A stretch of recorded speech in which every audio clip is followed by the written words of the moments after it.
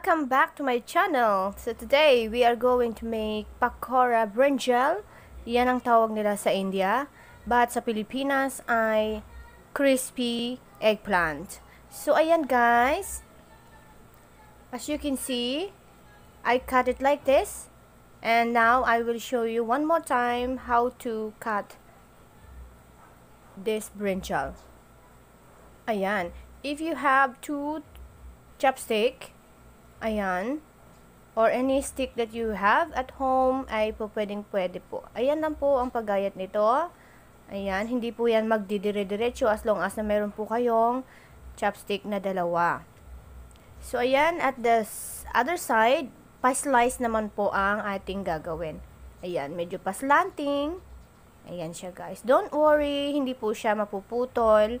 At kung gusto naman ninyong hatiin into two, then it's your choice. So if you want to cut it into two, pwede rin ninyo itong tuhugin that's para okay. ito ay There's ihawin no problem. or prituhin.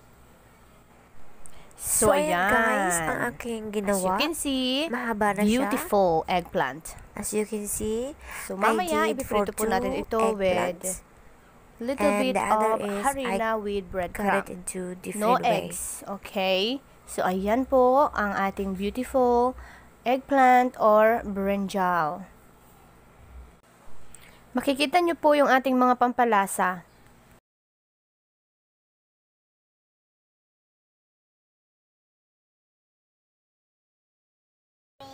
When frying naman po, we will coat it with harina first and then breadcrumb. But the leftover breadcrumb, don't throw it away.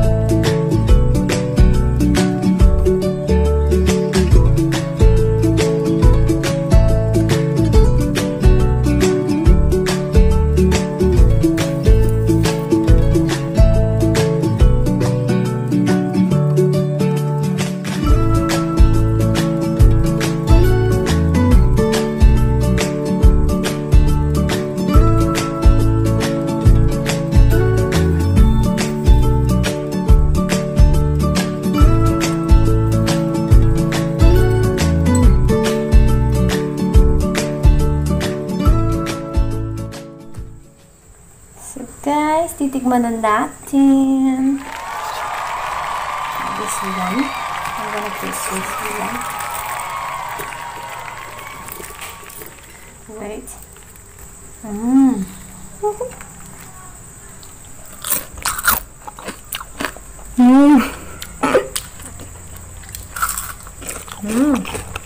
Crap. Yummy. Mayonnaise is the best combination. Ketchup, ah? I think I like mayonnaise.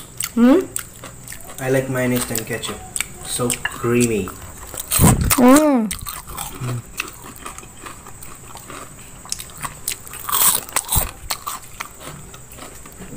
Huwag mo bigyan doon kay EJ, ha? Egg content yun.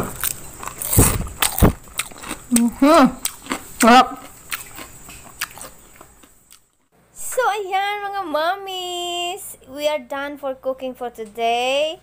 Hope you like this video and our recipe. Please subscribe kung di ka pa nakapag-subscribe, and also like and comment and share ang video ito. Hit mo na rin ang notification bell below. So ayan guys, promise masasarapan kayo sa ating recipe for today. Try it at home. Thank you for watching. God bless guys.